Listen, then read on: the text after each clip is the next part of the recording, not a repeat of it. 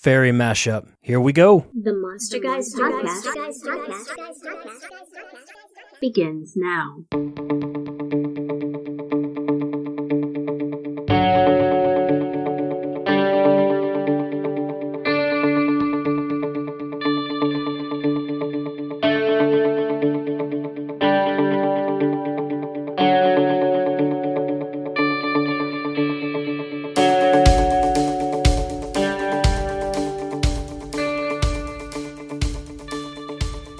So, Michael, we're getting ready to do Faerie Mashup for our episode today, but you and I have been chatting a little bit about all these superhero movies getting ready to land in our laps, and I'm not sure that I'm so excited about most of them. And I think you've got some feelings about it, I've got some feelings about it. I don't know, what do you think? I mean, first we've just had Batman vs. Superman come out over the weekend. I saw one reviewer, and I'm not giving any spoilers away, I saw one reviewer call it bloated, and another critic called it a beautiful mess. I'm a little concerned about it, and a couple of reasons. Ben Affleck as Batman, nobody's had a chance to let him simmer as Batman. I think a lot of people are still seeing Batman as Christian Bale, and even if they're not a lot of people are excited about the other guy. I don't know how I feel about that, but then you throw it in there with Superman, who's only had one chance to get us used to him, and then he's off to other things, and then you throw in there Wonder Woman, you throw in there all this other stuff going on. Help me out here, because I don't know if I'm so excited about this one.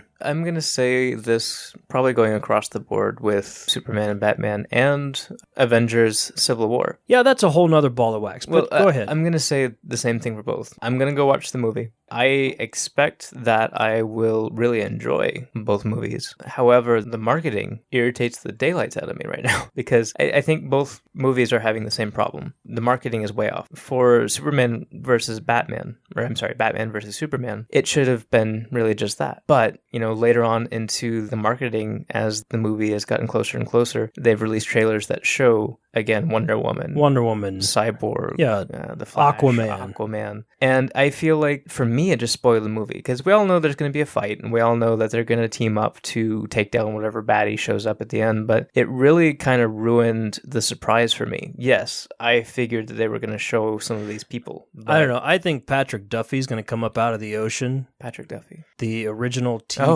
Aquaman, and he's just going to beat down all of them. I mean, that would be a surprise. Maybe they're saving that as a big surprise. That's just kind of my feelings on the whole thing. I think they have the potential to be good movies, maybe great movies, but I am not excited about them whatsoever. And not that I'm not going to go see them, because I want to see them. I may just be burned out on superhero movies and all of the convoluted mess surrounding all of these storylines and all the stuff on TV. I'm really into Daredevil. I'm really enjoying that. Loved season 1, and so far what I've seen of season 2, I think it's spot on. But I can't say that there's been much else. I think for me, once we got past maybe The Watchmen, I got tired of superhero movies. Well, so I think I'm actually... Were there any superhero movies before that one? Or did I just get tired of them right off the bat? No, there were plenty.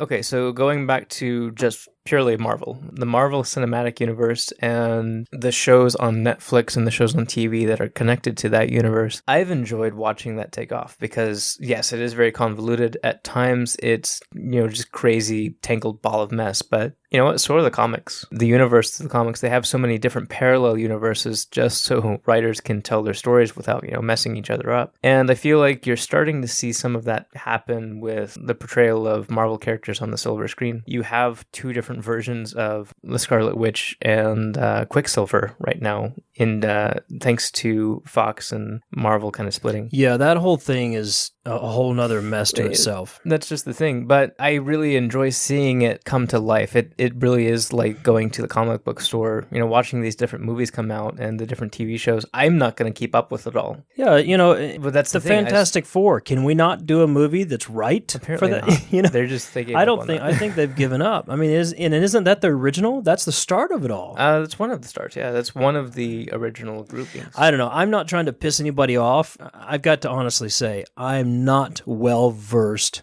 deep into all the storylines and the characters and the comics and the history. I just enjoy them for what they are. Growing up, I was a Spidey fan, and I cannot tell you the depth and the width of all of his story. I just enjoyed Spidey for what Spidey was, and hopefully still can be one day. So I'm not trying to piss anybody off about all these movies and all these TV shows, but gosh darn it, it's starting to get annoying, and it's not fun anymore. To me, and a lot of it's too glossed over. I need something human. The marketing is just forced right now. Between those two movies in particular, I think once we get past these two, it'll probably simmer back down, and you'll have movies like Doctor Strange that come out, and that it's a good movie for its own sake. Yeah, I think that I'm kind of looking forward to that. I hope. It still seems a little glossy to me. Suicide Squad, maybe. I don't know, because I don't know like I said, I don't know all the backstories to all that, so I can't judge based on all that stuff. I'm looking for something that's human, that's gritty, that's going to get in my face, and I think that's why I like Daredevil, because it's human, it's real, it's got some gloss to it at some level, but there's some real human elements going on there, and I'm enjoying that. You shape it up too much and you disconnect with me. I can understand that. For me, it's not about that. It's a popcorn flick. It's seeing those characters coming to life on the big screen. But again, for me, it's just watching the marketing has been kind of irritating for me. Because, just like Civil War is a big event that takes all of the characters into consideration, and it affects the universe pretty heavily. I feel like if they wanted to do that as a movie, they should have waited. I think right now it's just a marketing ploy to use the title of a big comic event to sell movie tickets.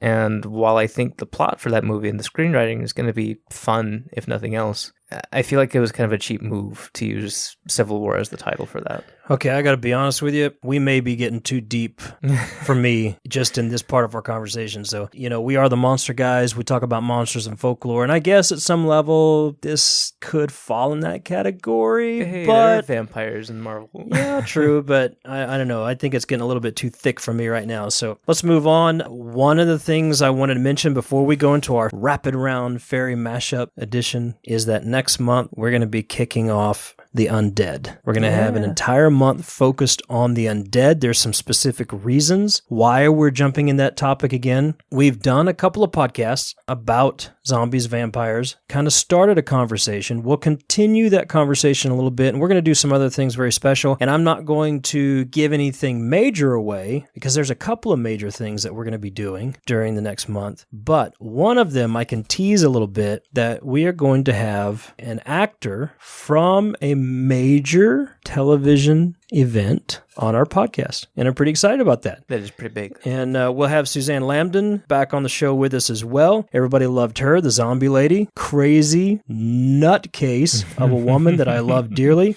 She's just a fun, lighthearted friend of ours that is just as crazy and silly as can be. Very good friend. Yeah, and so we're going to have another conversation with her, and very possibly in conjunction with this conversation with an actor from a very well-known TV production. I'm not going to say which one. All I'm going to say is that next month we're going to be focusing on the undead, and pretty excited about it. So tell your friends and families and your family pets, gather them around the radio every Monday night for the Monster Guys podcast during the month of April. That all being said, and I think we're going to be revealing our secret thing. Mm-hmm. Yes. We've spoken about it a couple times on the podcast over the past couple of months, and I've been putting teaser photos on our Instagram, and I think that's filtered through our Twitter and Facebook as well. So we've got little teaser clues out there, mystery items that are pointing to that, but I think we're revealing that secret next month, if I'm not mistaken. Yeah, and if I do say so myself, it's about time. It's time to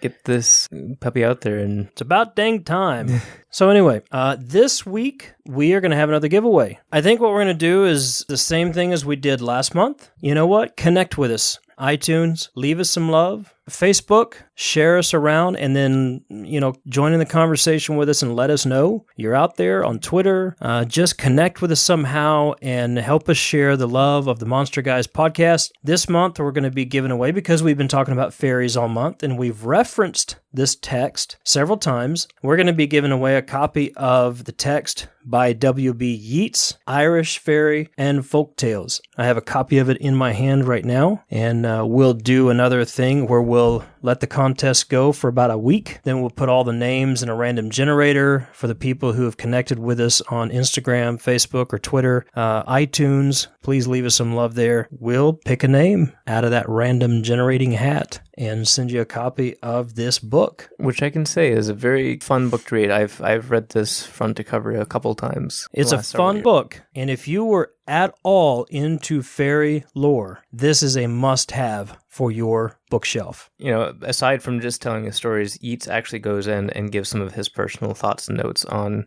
different fairies, different categorizations of fairies, and parts of the culture around the time. And that's invaluable. That's really cool to be able to go back and read. Yeah, it is. So do that for us. We'll pull a name out of that random digital hat, whatever that's called, and send you a copy of the book, and we'll throw in another gift as well. Either, maybe one of our Monster Guys chibi posters, or maybe a Monster Guys poster, one of our comedy posters that we use to raise money for bullying prevention in schools, or maybe we'll give away something free as a teaser to the secret thing that we'll be revealing. I don't know, we'll just find something cool to put in with the book and share with you from us, the Monster Guys. All of that being said, Michael, we've got Rapid Round ready to fire.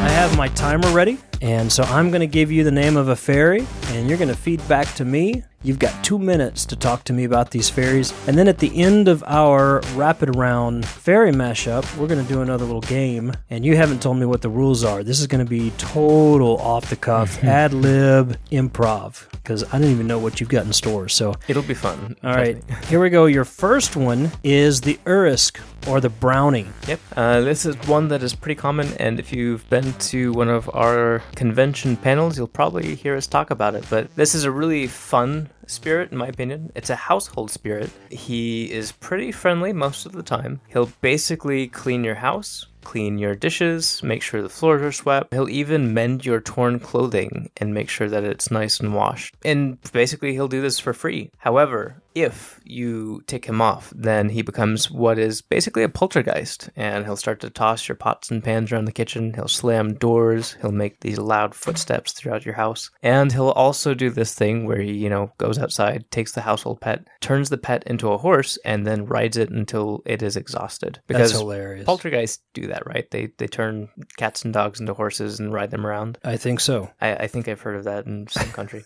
But yeah, they're pretty simple. They do like a pail of milk. Like some of those other, house elves and stuff from Harry Potter that you'll see. They're similar in that whole folklorish aspect where you're not supposed to give them gifts, but leaving a pail of milk or a plate of milk is okay, and they do enjoy that very well. They also are known to steal things and kind of hide them in the walls or hide them around the house. So anything that's shiny or is unique or interesting, if you have any knickknacks, that might go bye-bye. All right, so keep your shiny things safe and leave out a plate of milk for your brownie. Yeah, we're going to start the timer over, and we're going to go for the second fairy, and that is the Changeling. The Changeling. Now, we've talked about this guy earlier this month in one of our fairy tales podcasts, I think. These are strange beings that may be fairy children, may be fairy adults that have shapeshifted into children, but they've taken the shape of a human child, specifically the child that they're being switched out with. These are the fairy babes that are left behind in the cradle when somebody comes and kidnaps a human child and whisks them away to the fairy world. Usually, they pass as the same child for, a small amount of time until the mother or the nanny notices that they walk around much too easily for a child, or they mutter in adult language to themselves, or perhaps their face changes and alters to look like that of an old man. But these are strange fairies in those regards. It's said that you can leave sharp objects around, you can leave candles or the fireplace lit, and that will actually keep the kidnappers away, and it will keep changelings from being set into the crib in place of the human children. Usually they have a bad temperament, something that they kind of show later on over time after it's already been revealed that they are a changeling. That's the point where, stuff starts to happen in the story where they start to drive the mother or the nanny insane. And as we talked about in that discussion earlier this month, that was thought to be tied to autism. at the time, and that was one explanation for the changeling. I would say, lastly, that you will see these guys in Ireland, you'll see them in Scotland, in England, you also see them in Scandinavia, and even so far as Russia. So it's not just something that's tied to Ireland or Irish fairies. This is actually a pretty common monster around the world. Whew, you were close on that one. 4 seconds left. But again, we talked about the changeling, I think, in our very first Fairy Tales podcast at the beginning of the month. Yeah, we did. That was the first one. Yeah, that was the one we kicked off with a story from Lady Wilde out of the history book. So go back and find that one, listen to that story, and our little discussion on that, get more in depth on the changeling. Let's talk about, this is a cool one. I like this one, the Fool. Yeah, this is actually one that you brought up, and I really didn't know much about it until recently. The Fool is somebody who hangs around the Queen of the Fairies, or the Fairy Queen. She is a very powerful figure, but it's said that he actually may be the wiser of the two, which is funny. It's a switch between the common roles. He is just what you think a fool is, in terms to a queen. He is kind of the jester of the trooping fairies, but he's so much more than that. He's terrifying, honestly. The stories that I've read about him, he sometimes appears as this gigantic hulking figure that's half naked and has a wild appearance in his eyes. But he will act as the muscle to the queen, and he'll act as the kidnapper who goes and gets the children or kidnaps the women, or whoever the queen sets her eyes upon and wants to invite, in her terms, invite as a guest to the fairy mounds or fairy land. He'll go grab him and whisk him away. Now, he can be invisible, but like I said, he sometimes appears as that gigantic, hulking, half-naked wild man. Sometimes he appears as a young boy, and other times he'll even appear as a monstrous beast, like a bear or something. Very strong, though, able to carry very large objects around and hurl them at people as the people are running away. He is also a magical creature. Aside from being able to turn invisible and shapeshift, it's said that if he touches you, it's what's called fairy stroke, or I believe it's called the Pakshi or the Pakshi, then it's actually said to cause paralysis, or it could cause your muscles to wither away, or it could cause you to die. All right, well, you just made it on that one. All right, number 4 is the Puka. Here is another shapeshifter. This guy likes to appear as a rabbit sometimes. More often, they appear as horses, though. They are harbingers of luck and fortune, and that could be good luck, or that could be bad luck. They're very similar to a creature that we've talked about before, and we'll talk about a little bit more in depth, called the Kelpie. They hypnotize humans to ride them in the form of horses. When the human will get on their back, they'll take them on this wild, crazy ride that kind of scares the human and exhausts them, but that's about it. That's all they do, really. At least in that version. They actually can be vampiric, they can be man-eaters, and they can just tear into you. But if they're a horse, you're pretty much safe. You're just in for a wild ride. But they also can be servant spirits, kind of like Robin Goodfellow was a folk hero at times. Robin Goodfellow was actually a puka. Sometimes he was a goblin, sometimes he was an elf, but in many cases, especially in those in the Shakespearean stories, he was considered a puka. Another name for him that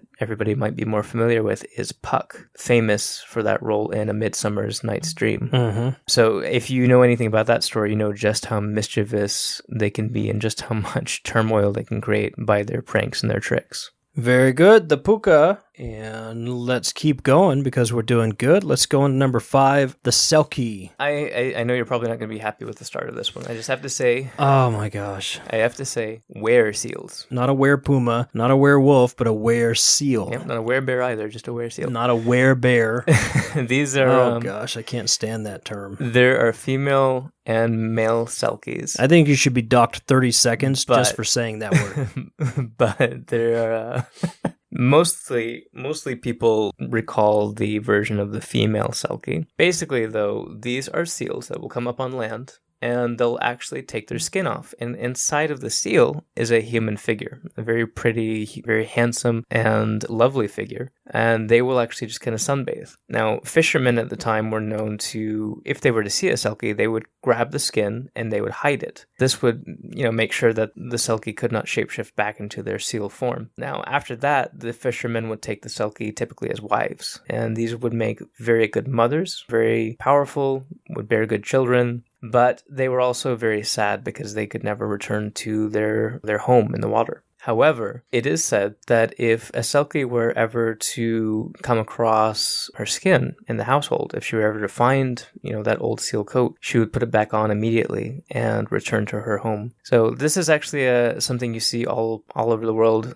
Just like in Scandinavian myths, you see the troll woman that kind of has the same formula to her story. But yeah, that is the Selkie. Yeah, and I gotta wonder if the guy who steals the skin when he sees her sunbathing, if he's just not a pervert. Well, that's the thing. This story to me has always been kind of sad. It's pretty common to have a monstrous wife, just like in Japan, you have the snow woman who you can take as a wife, and she may kill you later because of it. But this tale is always more tragic because it seems like the Selkie doesn't want to be on Earth for that long. Right. All right. On to number 6, and this is another really strange one, but a very cool fairy, the Kelpie. The Kelpie, actually one of my all-time favorite fairies, and one that I've been itching to get to this month. The Kelpie usually appears as a white horse standing beside a body of water, typically a lake or a pond. But when you see a Kelpie, you're kind of enchanted. You want to touch the beast. You want to ride it because it's a very beautiful horse and it's just very alluring and magical. As soon as you touch that beast, you're kind of stuck to it. You can't get away from it. So much so that when it leaps into the water and takes you down to the depth, you can't let go. But yeah, it'll drag you down, drown you, and then in some versions of the story, it'll rip you to shreds and eat you. It also sometimes appears as a wild man, like a large white wild man with a white beard, completely unruly, unkempt, that will seek to strangle you. If it can't hypnotize you, it just kind of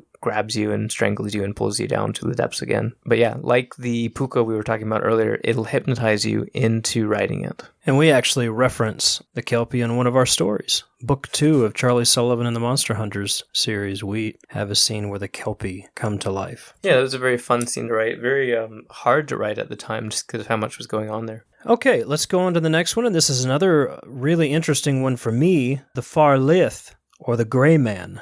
Yes, the Grey Man, he appears as a tall, strange man with odd-shaped feet, leaving very strange footprints. Kind of reminds me of that Slender Man type figure, until you see what he does next. He appears sometimes as fog and mist, or maybe it's his beard that is the fog and the mist, which again calls to mind another creature that we actually created in the Monster Hunters, the second book of the Monster Hunter series, the Blind Boy. But he's pretty nasty. He's not a simple fairy that causes pranks. He actually enjoys getting like a body count and racking up how many people he can cause to crash their boats under his fog banks. He actually prefers to create shipwrecks and cause more than just a little stress or a little prank here and there. Actually, in one part of Ireland, he was such a concern that people created a road that was just for him alone. He was known for going out of his way to harm people, so they created a road that he could walk and everybody else would take this other road, so he wouldn't bother with anybody. But I thought that was interesting that you actually have this real life place that has been created for one single monster just so people don't run into him and die. And in modern day, a lot of times he's associated with cars running off of cliffs or down mountainsides because of the fog rolling in. So not a nice one. Not a nice one at all. Okay, let's move on to the next one. And this is one that is subject of our Fairy Tales podcast this past week, the Far Gorta, or the Man of Hunger. Yep, this is the Man of Hunger. He also shows up with his own fairy plant, which we'll talk about. But he's a scrawny fairy, as his name may imply. Usually old, looking like a beggarman. It said that his skin clings much too tightly to his body, so he looks like he's just going to fall apart at any moment. He is always hungry,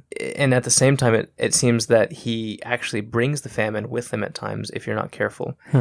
Something you pointed out over the week, or over the podcast last week, was that depending on how you treat him, if you give him what he asks for, or if you don't, he may bless you or he may curse you. So he's able to bring that sense of famine around him as well. But he comes out of the ground near fairy grass or hungry grass, which has the ability, whenever you step on it, to make you hungry. The grass itself is considered a fairy, and it's kind of a weird addition to the fairy realm. It's actually said that hungry grass is planted by other fairies to cause that strife and that feeling. But yeah, that is the hungry man, the Far Gorta. He's a strange one, and like I think I mentioned in our weekly Fairy Tales podcast, he's just one of those that stands out from the crowd. You know, he's not necessarily malevolent or mischievous, but he's a bringer of good or bad luck and just kind of hanging in the shadows there in terms of fairy lore. Yeah, he's not the Dullahan there to kidnap you, and he's not the Puka there to switch your body and stuff. All right, let's continue on. We're doing good. Number 9, the Faerie. The Faerie. We didn't really get to talk about goblins this month, and maybe that's for the best because they're an interesting subject all to themselves. But you have your hobgoblins, or your nicer goblins, then you have your regular goblins who are known to play nasty tricks that may or may not be lethal, but it's for them all in good fun. And then you have your Faerie. Your Faerie is just flat out evil. There's no question about it. In fact, in order to survive, the Faerie actually has to kill somebody and soak his red cap in their blood. And if that ever dries out, then they die, which is what gives them the nickname Red Cap. It's interesting to me, if you go back and watch anything like the Smurfs, you'll see some of those creatures have red caps. What's really going on with Papa Smurf? Yeah. They're strange fairies in their own right. They haunt ruins and old abandoned churches and buildings. They, unlike other fairies who cannot touch iron, they actually wear iron-clawed shoes, which you would think would make them slow, but they're actually super fast. It's very hard to get away from them. But they're about the size of a man, and they have iron on them, and then they carry a weapon. So they stand out as well from the crowd. They're not mystical idea that you usually have of fairies. They're more of that straightforward, I'm just gonna kill you when I see you and use your blood to my own end. A powerful and lethal fairy in the fairy realm. Very much so. Let's do our final one in this fairy round mashup. Number 10, the Catshi. This month we've talked about the Banshee, we've talked about the Leananshi, we've talked about the Bavanshi and the Kushi, and a couple other shis in there. There are lots of shis. There are a lot of shis in the fairy realm. What we haven't told you about is the Catshi. This is just like it sounds. It is the fairy cat. It is a giant cat that haunts the hills. All of a sudden I feel like Facebook's about to explode with Catshi memes. Probably. There's actually a type of cat called the Kellis cat, which is an endangered species in this day and age, but it's thought to be where the Catshi comes from. It's a large black cat with a spot, like a white spot on its breast. But the Catshi, of course, was much larger than life. This guy's kind of similar to the Nekomata and the Bakeneko of Japan. It is known to be able to steal the soul of the dead before the dead passes on. Because of this, they would actually hold like an extended funeral wake for people who had died to make sure that the Catshi would not walk over the grave and steal their soul before their soul had a chance to move on. During that time, during the wake, they would actually have people assigned to do certain duties. Like they would try to distract the cat by wrestling with it or dancing to music with it, trying to keep it occupied because it liked to dance, it liked to sing, and it liked to wrestle with people, funnily enough. During Samhain, it would actually leave a blessing on your house or curse you, depending on whether you left a pail of milk out for him or not. There's also, I can't remember the name of it at this moment, but there's also another event in the Celtic year that some people would actually burn cats, thinking that they would be able to divine for them. Unfortunately, very sad, but the Catshi was also associated with that. All right, well, your time is up. Interesting note there, talking about blessings and curses. It seems that there are a lot of fairies that can leave you with a blessing or a curse, depending on how you treat it or what you do for it. Depending on how you treat it, what you do for it, and also depending on their mood. Yeah, depending on their mood or how much liquor they've had that evening. That is very true. There we go, ladies and gentlemen, in our rapid fire fairy mashup. There's 10 more fairies for you to end the month. Brief discussion on those. Some of those I'm sure will show up in our story time, our Fairy Tales podcast from week to week. We'll see, but a lot of interesting creatures there. All right, Michael, you've got a game that we're going to play to end this episode. What are we doing? I do like games. Okay, you do like games. So what are we playing? You were telling me about something called the most likely to game, and this is something that I never... Yeah, I remember that. This is something I never did in school, but I guess... Yeah, it goes back to like high school and junior high or middle school, depending on what part of the country you're from. Right. But a lot of people would vote on most likely to succeed or most likely to screw up or most likely to get married or any number of categories categories that people would vote on to put in their yearbook every year. Well, last month for our yokai mashup, we had our yokai do a battle, reminiscent of Pokemon. Hajime! Yeah, we fought it, and I won, I'm pretty sure. Did we ever decide that? I don't know. I don't care. I decided it. You listeners out there need to let us know who won.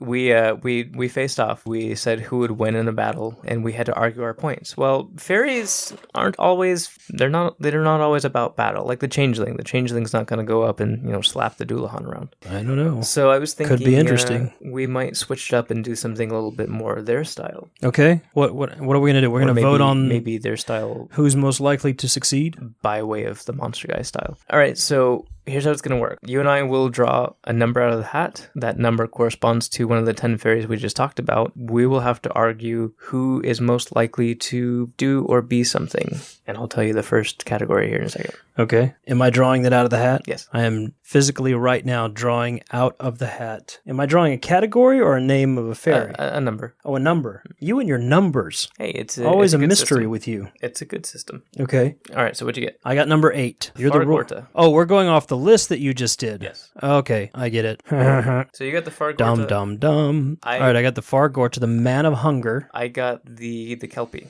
The Kelpie. That's kind of a scary pairing there. It's interesting, especially for this. So the first category is most likely to be caught sleeping in class. Okay. Now here's where the difficulty comes in. You and I have to argue to the best of our ability who would be... most likely to fall asleep in class? Yes. Okay. So here we go. You go first? I suppose. You made this game up. I'm trying to think of how the Kelpie's going to fit in the classroom to start off with, but okay, you ready? Yep. All right, so the Kelpie. Dang. I win. I don't even say anything and I win. I didn't start yet. Oh, okay. Okay, so the Kelpie, he's used to being out in the not the classroom, out on the lake and swimming around and doing fun stuff as a watery evil horse. So whatever fun things watery evil horses do. I think in this scenario, I kind of foresee the Kelpie being stuck as the class pet, and as all the kiddies are learning about English and math and social studies and whatnot, he gets bored and probably nods off and probably nibbles on the teacher's apple on her desk while he's falling asleep, and that's it. That's your argument. I don't. Okay, well here we go. The Man of Hunger, as we know, people who are hungry tend to be sleepy. It tires them out. It exhausts them. This is the Tanuki all over again. This. And furthermore, the Hunger Man comes out of the fairy grass. Most of the time, your grass is what? Planted in a field of sunlight. Sunlight makes people sleepy. So therefore, the Hunger Man, being hungry and basking in warm sunlight, is going to be the guy that falls asleep in class. He is the most likely to fall asleep in class. I have no rebuttal. I feel like that one, yeah, I think you got that one. Okay, I'll go with it. Number 8, Fargorta, chalks me up a win in the win column. All right, this one I'm sure to win this one, though. All right, so let's draw. Yeah, but you already know the categories. All right, I'm drawing. You've already pre-developed your arguments. Not for the Kelpie I hadn't. All right, so what have I got here? I was stuck in the mud on I've got number 2. I just drew number 2 out of the hat, and that is the Changeling. Oh boy. Definitely have this one then. Okay. What do you have? What? I have the Puka. Oh gosh. Okay, so this is violence to non-violence right here. Here it is. All right, so this category is most likely to create infomercial inventions. Oh my gosh. Where did you come up with that category? Would you like to take the first? Most likely to come up with infomercial inventions. Like those really cheesy things like the best chop? Like the, I don't know, potato slicer or something. Yeah, all those. Okay, well, I got one for you. The Changeling, being the ugly fairy children that they are, and having the need to be switched out, they have gathered themselves together in their annual Ugly Fairy Children Conference. their annual Changeling Convention. And they have invented a human changeling switching machine in which can be automated, remotely controlled by any fairy whether it be the Dullahan or the Banshee or anybody who has need of switching children with the changeling. And all they get to do at the press of a button, and poof, out the chimney the child goes, and in the crib the changeling comes. I gotta say, that was That's a good one. You like that? That was good. That was good. I think you like the part about the annual gathering. So what do you got? Something today. So what do you have, Puka? Okay, so the Puka, number one, he loves infomercial inventions himself. He loves to see those funny commercials where you see the people struggling to hold the ball of popcorn and the cell phone and the drink and the remote. Exaggerated. Yeah, he loves those. Yeah. He loves to see people like struggling. So he's naturally drawn to this profession. Okay. And he makes it seem like he's gonna make it easier on people. He'll give them this gadget that holds all of these devices, or he'll give them this gadget that makes everything in the kitchen so easy. But there's a catch. It has to have batteries. So those batteries are going to run out, and it's going to cause even more stress and confusion because he's also going to sell Puka batteries that are going to constantly need to be changed out. But if you call now, you'll also get this free 10-pack of AA Puka batteries, just like the Energizer Bunny. But yeah, you know what? Pukas turn into bunnies. This works. I like this. I feel as though instead of describing an infomercial invention, that you're actually doing an infomercial right here. You're doing a Puka-mercial. And ladies and gentlemen, if you also text us on Twitter, can you text on Twitter? I'm going to stop talking now. Yeah, you need to stop right there because you're going to start twerking here in a minute. All right, next category. Twerk with us on Twitter and find out next Oh my week. gosh, you're going to start sounding like the principal, the vice principal on Goosebumps here in a minute, which is a movie I loved recently, by the way. Goosebumps fans. Okay, I have number 10 for this round. This is our final round, isn't it? Yes. I'm pretty sure, pretty strong on my argument so far, so I don't know. I feel pretty good going into the third round. All right, number 10, I've got the Cat She. All right. And I have the Selkie. Oh, this is going to be good. This will be interesting. All right, what's their category, though? That's what concerns me. The category is most likely to be the best dancer at a party. Oh! This will be fun. All right, you go first. I went first last time, and I feel like I got this one in the bag. Cat's in the bag on this one. All right, You didn't even catch that pun, did you? I did. The cat's in the bag. I did. Dun, dun, dun. All right, your argument first. You really pod. Never mind. Never mind. Anyways, most likely to You be need some the sleep. best dancer at a party. Hey, that's the best time to do these podcasts. It's fun. The Selkie has the moves down. They're great swimmers. They know how to move like an animal because they are an animal most of the time. So they know how to get down and really... You're losing. You're losing before you ever get your argument out of your mouth. You got anything else on this? They know some great dance moves, okay?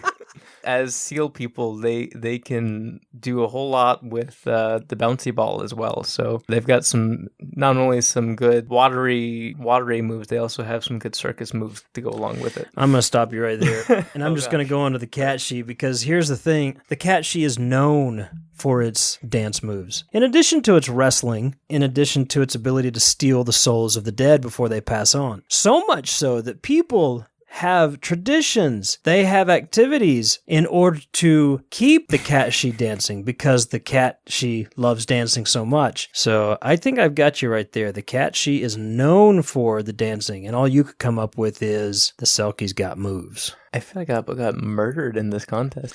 Yeah, well, look who you're talking to. Ladies and gentlemen, please let us know who won. Not this month's mashup, but last month's mashup, the yokai mashup. Yeah, you want to go back there because you think you might have a chance. I don't know. I got a couple of votes in, and it was kind of even last month. But this month, I think I'm on a pretty good slide here. Hey, I've got the Puka. He's on my side. You do have the Puka. I feel like... But I have a dancing cat. The internet's going to go crazy over that, so I'm resigned. I've got a whole Facebook worth of memes about my fairy right here. I'll be resigned to my fate this month. Okay. But, yeah. Well, ladies and gentlemen, there you go. A fun podcast, a mashup with a little game. Who's more likely to succeed? ... with the fairies. Thanks, Michael, for bringing that wonderful game to us tonight. anytime to get slaughtered at my own game. Yeah, and don't forget to drop us some love somewhere. iTunes, Facebook, Instagram, Twitter. We've got this giveaway, Irish Fairy and Folktales book by W.B. Yeats, and we'll throw a little extra something from the Monster Guys in there just for fun to let you know how much we appreciate you. Thank you so much for listening. We'll see you very soon as we kick off the month of April next week with The Undead. Some surprises await us in the month of April. Very excited about that. Absolutely. It's been a fun month of talking about fairies. It's been really enjoyable to get into the nitty-gritty with especially creatures like the Dualahan, who are so unique and different. Absolutely. So take a little bit of time to go back and review some of those episodes. If you haven't had a chance, get caught up on them. In another week, we're going to start The Undead, and we'd love to have you with us fresh and ready to go. So thanks again, everybody. Good night. We love you. Take care. Good night.